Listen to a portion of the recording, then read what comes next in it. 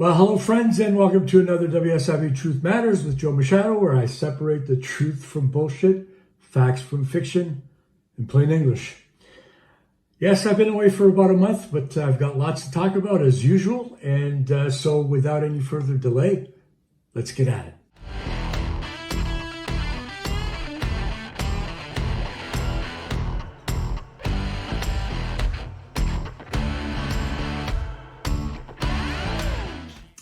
And my regular salute to my friends down at the WSIB. Yes, I've received quite a few emails and calls and text messages. People wondering what the hell happened. I've been off the air for about a month. And of course, people are concerned. A lot of people tune into my channel to get information. And so, yes, I do appreciate all of the concerns. I did have some personal matters to address, and it was a very, very busy summer for me, both at the channel with WSIB Settlements, our preferred legal provider program that was launched earlier this year, and of course the tremendous amount of people throughout this province who seek our help. And so we've had to make some adjustments to make sure that we can address everyone and provide everyone with the support that they need. So I am back though, and there's been a lot going on behind the scenes, so to speak. Today I was going to talk about, the last video I did was around the topic of pre-existing conditions. And then the next video I was going to talk about how pre-existing conditions can affect LOE benefits and other benefits that you may or may not be receiving. I know that this is an important topic for everyone, and of course I generally don't talk about something that I don't think is important for everyone. But I'm going to defer my next video on that, the one that talks about how pre-existing condition can affect loss of earnings benefits and other benefits. I'm going to defer that to another date. And if you have any questions specific to that, and you need a prompt answer, because there are things right now that you're dealing with that information could be helpful, then email me directly at my email address up here, and let me know a little bit about what the situation is, and then I'll respond, and we'll go from there. But on a general basis, I'm going to cover that at a later video. The reason for that is because there is a topic that has been popping up regularly over the past few years, but especially or particularly in the last 3, since I've started this channel, and our program has grown all over the province, and it keeps popping up, and it's given me some really, really significant concerns. This is an issue that I have covered on 4 occasions on this channel. There are 4 different videos about this topic. It's the issue of mental health. It's a serious matter. I don't think that the WSIB is taking it seriously.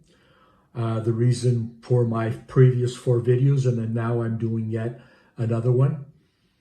But mental health must be taken seriously. That's the caption on my YouTube, on the video thumbnail, the topic of this video. And it's very, very important.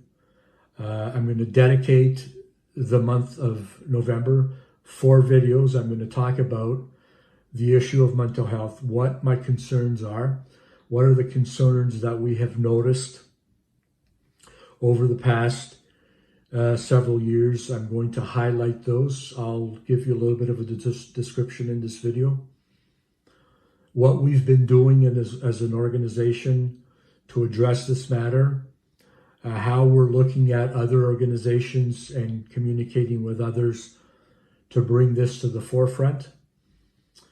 but it is a serious problem.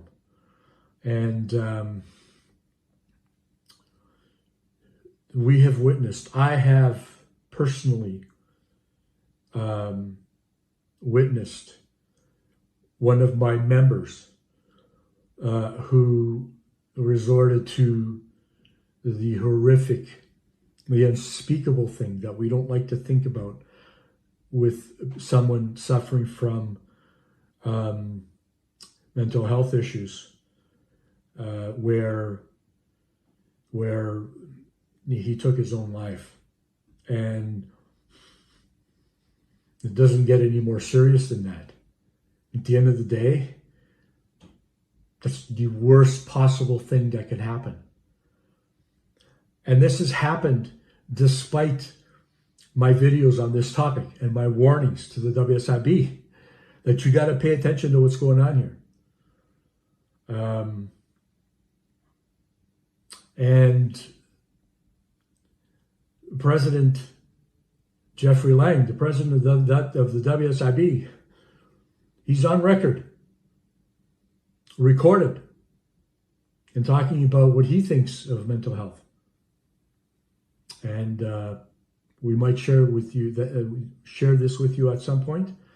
At this point, I cannot for legal reasons, but I've heard it with my own ears from the top.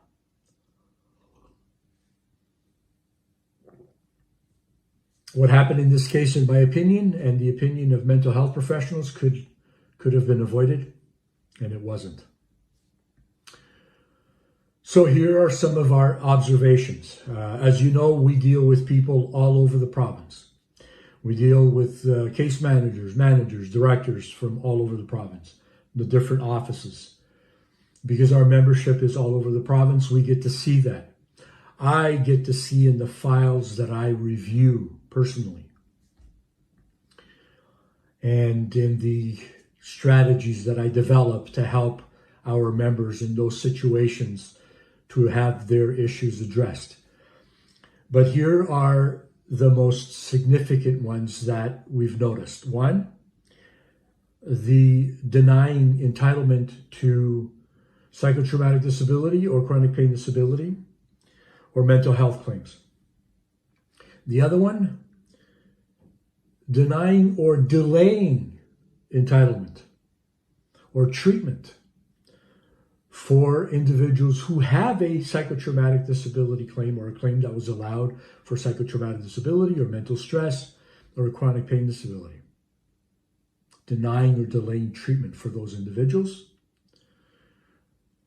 The other one is dismissing restrictions in the return to work process that are explicitly identified and conveyed by the mental health professionals, therapists, psychologists, and psychiatrists. Number 4, forcing workers to return to work or to participate in return to work activities when they are specifically told by the workers' mental health professionals that they are not able to at the time. The last one is overruling mental health professionals by case managers and directors, individuals who have zero qualifications or training in mental health. I've seen this, where a case manager will say, we've accepted psychotraumatic disability in your claim, we recognize you have a major depression and you have all of the other blah, blah, blah, blah, blah associated with your condition, but we don't believe that there are any restrictions to return to work or participate in return to work activities, when the person's doctor is fucking stating beyond any doubt that that person should not be returning to work or participating in any return to work activities. Fuck. And so what we've been able to discern from all of these factors, an overwhelming amount of data that we have. I've recently handled 3 cases where the files are in excess of 5,000 pages. So you can have an idea of just how extensive this is.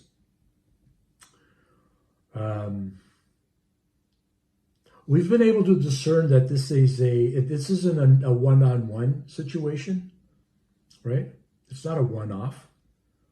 This is a systemic strategy employed by the WSIB, which is entirely driven by their goal to reduce cost at whatever expense. Those are my opinions based on all of the historical data that I have, and the WSIB knows very well that if they have an issue with my opinions, they can fucking write to me or sit down in front of me and have a meeting, and I will show it and shove it in their collective fucking faces, the shit that they already know, right? But they don't have the balls to do that. They just don't.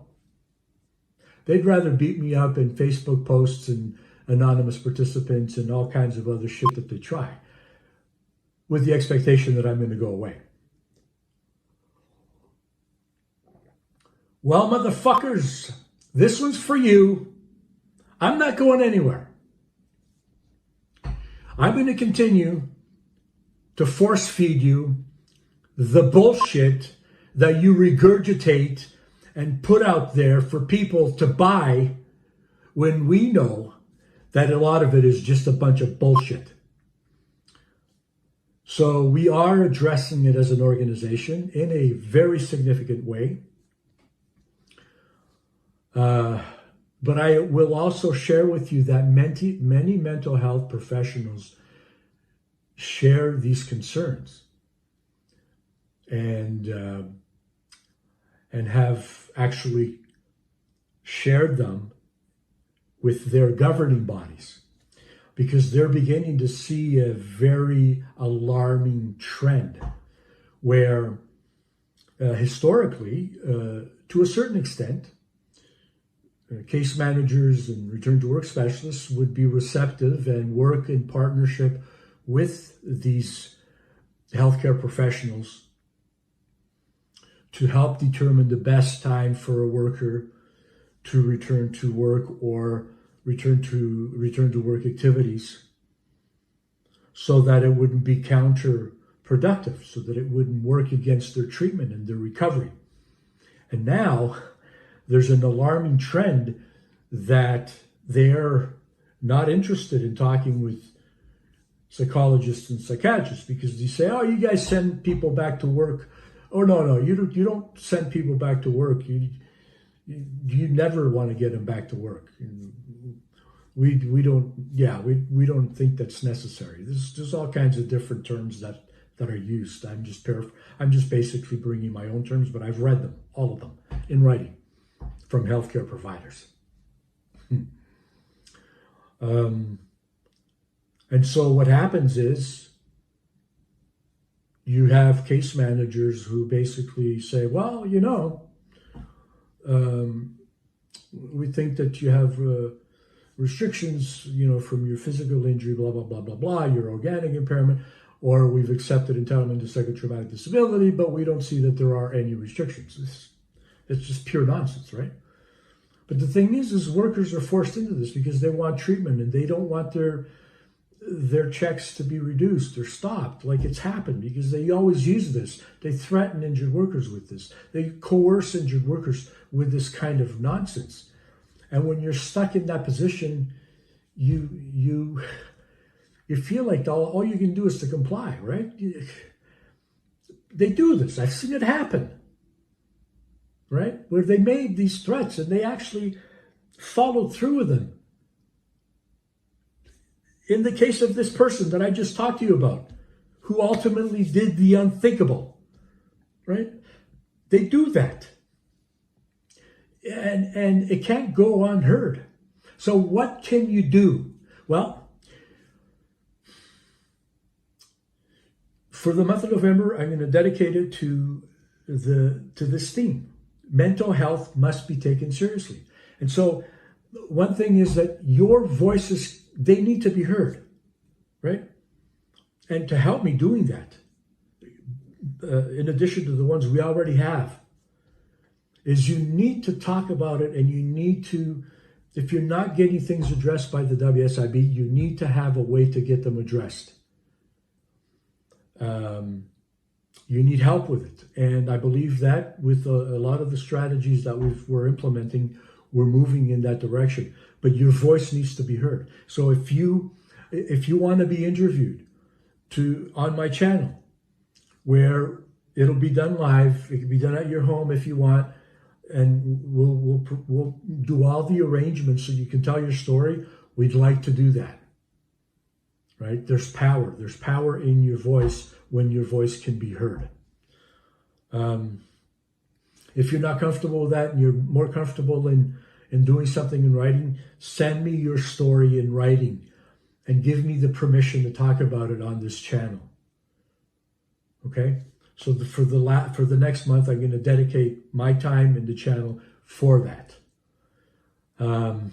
Because they're listening. I can tell you that.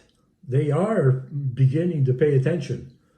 And this is at all of the highest levels within the WSIB. I'm talking VPs, Jeff Lang, the chair, and so on. They're beginning to pay attention because there are two things that they are afraid of. That one of them is negligence, and the other one is their failure to their fiduciary responsibility to the worker. And all that means is that they have a legal duty that requires that they provide you and they look out for the best interests of the claimant. That's you. They're required to do that. It's characterized by trust, confidence, and reliance. These three things that you need to be able to feel that you have from them. And that in turn, as a result of your condition, they have a fiduciary responsibility to you. And denying you treatment when your healthcare professionals are saying that you need it is not in compliance with their fiduciary responsibility. Their fiduciary responsibility isn't to ensure that the WSIB operates at a profit.